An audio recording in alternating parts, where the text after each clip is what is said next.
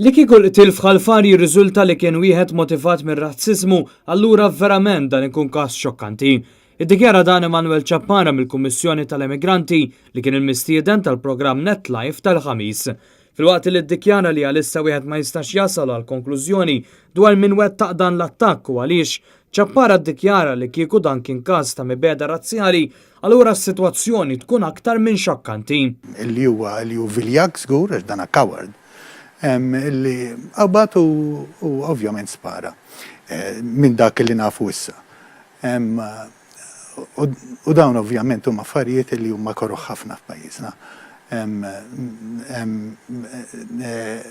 Dawn huma ftit ħafna każi għal grazzja talla għax bħalma għedna għaw eluf u minn kull nazzjonalità illum illi ovvjament jaħdmu jgħixu f'Malta. Ċappara ddikjara li kien xkien il-mottiv fuq kollox huwa xokkanti li f'pajjiżna għandna nies li jaqbdu jisparaw fuq ħaddieħor u jwettqu omiċidju simili. Fostna għaw nies li għandhom qalbhom mibsa, nies intolleranti u nista' ngħid li huma nies injoranti għaliex ovvjament l-edukazzjoni hija importanti ħafna f'pajjiżna. Kompla li l-każ ħalla sens ta' xokk fost il-komunità ta' barranin li jgħixu f'Malta, mod speċjali dawk li jgħixu fiċ-ċentru miftuħ f'Ħalfar, tant qrib fejn seħħ dan l-omiċidju. Huma letteralment imberħin aqqas jafu. Ovvjament imbeżżajn għaliex dana żgur kien att ta' intimidazzjoni biex insejjaħlu hekk.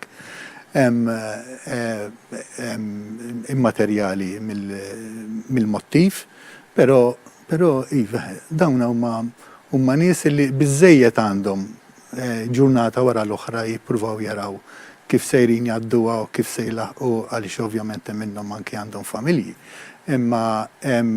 Però l-animu tagħhom ovvjament huwa ftit ta' biża' u ovvjament ta' dwejja għaliex ovvjament ma jħossuhomx sikuri. Fl-aħħar jiem ħarġet ukoll dikjarazzjoni diretta minn 23 għaqda mhux governattiva li naqdu flimkien biex jappellaw li tmexxija tal-korp jieħu dan il-każ bis-serjetà. S'issa l-karozza li ntużat fl-isparatura għadha ma nstabitx mill-pulizija.